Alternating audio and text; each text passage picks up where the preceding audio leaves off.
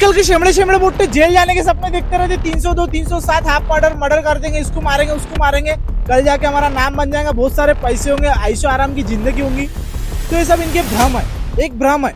मैं अब आज आपके साथ में एक ऐसी मेरी रियल लाइफ स्टोरी शेयर करने वाला हूँ और मेरा रियल लाइफ एक्सपीरियंस शेयर करने वाला हूँ जो मैंने एकदम पास से किया है। कुछ मेरे दोस्त लोग ऐसे भी जिन्होंने एक एक दो दो मर्डर्स करे हैं, जो लोग एक एक दो दो तीन तीन चार चार 10 साल ऐसे जेल में रह के आए हैं, उनका एक पर्सनल एक्सपीरियंस था मेरे साथ में और वो एक्सपीरियंस मुझे पता है और कहीं तक का मैं भी कुछ ना कुछ अब समझ जाओ आप।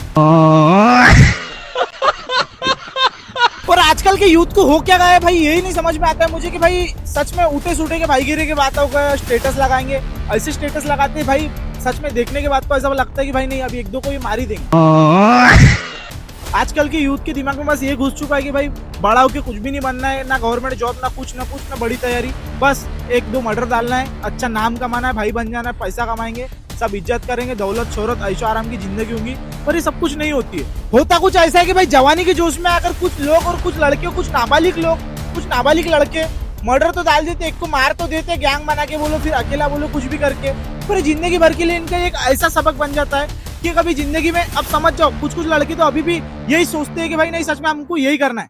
तो मेरे भाई और मेरे दोस्त अभी भी टाइम है, अभी भी सुधर जा, क्योंकि ये भाईगिरी दादागिरी बहुत ज्यादा टाइम की बात नहीं रहती है। ये बात तब तक का ही रहती है जब तक तुम एक कोर्ट की पायरी ना चढ़ जाओ, या फिर सेंट्रल जेल के ताले टूटते हुए ना देख जाओ, या फिर सेंट्रल जेल का एक गेट ना देख लो आप। क्योंकि पता है क्या, अच्छे से अच्छे बड़े से बड़े कैदी को मैंने सेंट्रल जेल में रोते हुए देखा हूँ। और मेरे जो दोस्त लोग हैं उन्होंने मेरे साथ में एक ऐसा एक्सपीरियंस शेयर किया है कि भाई सच में वहां पर कितने भी बड़ा से बड़ा क्यों ना कैदी रहे, वो वहां पर अगर घर वालों की याद आती है तो रोना चालू कर देता है। और रह गई बाहर की सवाल, बाहर की बात, अंदर की बात तो मैंने आपको सिर्फ 1% बताया, पर जो बाहर की बात है, आप तो अंदर में रहते हो ऐशो आराम से जेल में, जो कुछ भी आपको मिल रहा है, जो भी बगैर नमक की दाल बोल लो, जो भी कुछ भी पानी वाली दाल हो गया, रोटी चावल, कंकड़ वाले चावल, कीड़े वाले चावल आप खा लेते हो।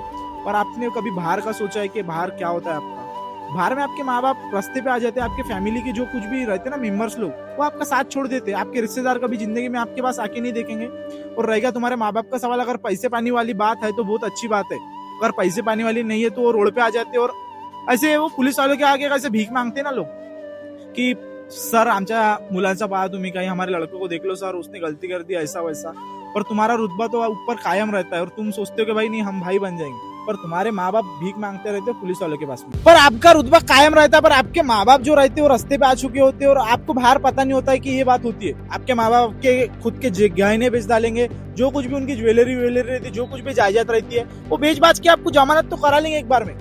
पर आपको आप आने के बाद में भी भाई पता है, कुछ लड़के मैंने ऐसे देखे कि भाई जेल में से आने के बावजूद भी उनके माँ बाप ने भीख मांग मांग के पैसे जमा कर करके उनको जमानत कराई है, जमाने से छुड़ा के लाई, उनकी तारीख पे जाने के लिए पैसे दिए, फिर भी उनका रुतबा कायम रहता है कि भाई वो छाती ठोक के चलते क्या नहीं तुमने बहुत बड़ा अच्छा काम कर लिया। मेरे दोस्त ऐसा कुछ नहीं, अगर तेरे को एक बार जिंदगी में एक भी केस लगती है ना तो जिंदगी भर एक गवर्नमेंट फॉर्म नहीं भर पाएगा। तेरे माँ बाप के सपने ऐसे चूर चूर हो जाते हैं कि भाई तू अब समझ जा भाई, वो माँ बाप की फीलिंग्स ही अलग रहती है। माँ बाप ऐसे खाने के आगे रोते हैं आमच्या मुलाला सोडून द्या, पर वो इतने नादान रहने के बाद उनको समझ में नहीं आता कि भाई हमारे लड़के ने गुनाह क्या करा है। पर लड़के को तो चूल मची रहती कि नहीं मैं तो एक दो मर्डर डाल दूंगा, भाई बन जाऊंगा बहुत बड़ा और मेरा बहुत बड़ा नाम होगा, ऐसा वैसा। ये ऐसा कुछ नहीं होता है, पहले के जमाने में होता था, तब कानून थोड़ा ढीला था, पर कानून अभी इस कदर ठीक हो चुका है कि भाई अगर 100 साल पुराना भी तुम्हारा कुछ किच्चा चिट्टा है तो निकाल के खोद के निकालता है।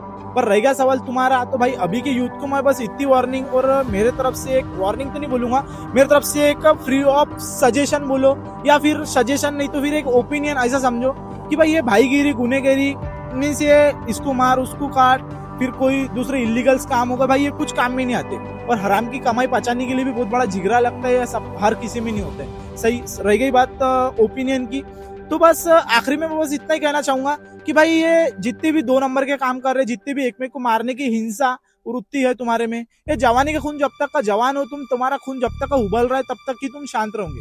पर एक बार गलती से केस लग गई तो पूरा बुढ़ापा तुम्हारा पछताने के चक्कर में जाएगा, सीधी और साफ बात। पर ये बात अभी भी कुछ यूथ लोगों को नहीं समझेंगे। पर एक बात बता दूं, एक एग्जाम्पल देता हूँ। मेरा एक दोस्त था, वो उसका नाम तो नहीं लूंगा मैं, एक शादी का फंक्शन चालू था और वहां पर वो जाता है और एक इंसान जो रहता है उसके ऊपर में थूक देता है वो तम्बाकू का थूका उसके चप्पल पे जाता है, और चप्पल पे जाने के बाद में मेरा दोस्त करता ये है कि भाई वो शादी के मंडप का रॉड उठाता है, उसके सर पे मार देता है, और जो शादी के मंडप में उसकी लाश गिर जाती है। लाश गिरने के बाद में वो हवेली में चले जाता है।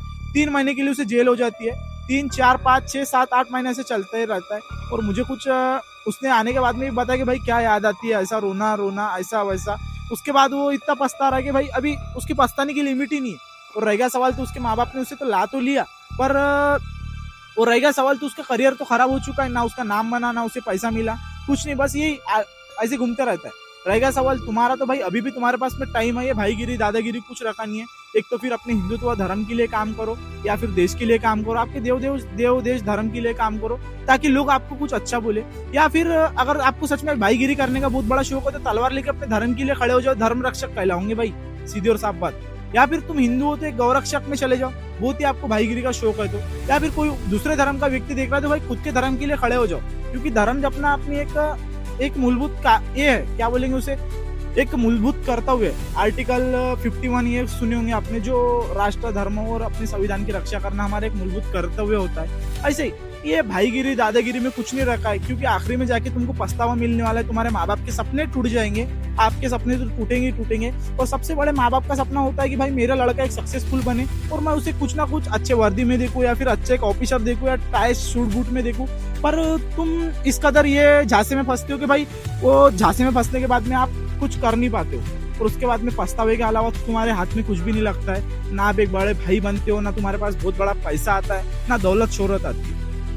और बस कहना इतना ही चाहूंगा कि भाई कुछ नहीं रखा है भाईगिरी वाईगिरी में। अगर 10-15 हजार की ड्यूटी भी कर रहे हो तो भाई खुशी से कमा के खाओगे, अपने फैमिली के साथ में खाओगे। पर जब ये भाईगिरी वाईगिरी के चक्कर में जाओगे तो कोर्ट के चक्कर मारते मारते तुम्हारी जेब ढीली हो जाएंगी, और भाई सच में ये कुछ काम की बात नहीं है। एज अ छोटा भाई करके मैंने आपको एक सजेशन दिया हो, बाकी आपकी मर्जी। मेक श्योर दैट ऐसे कंटेंट के लिए फॉलो कर लेना, और मिलते अगले वीडियो में। शेयर सब्सक्राइब भी जरूर कर देना, अपने गुनेगार दोस्त को जरूर शेयर करना है वीडियो। मिलते अगले वीडियो में। सीताराम, जय हिंद, जय भारत।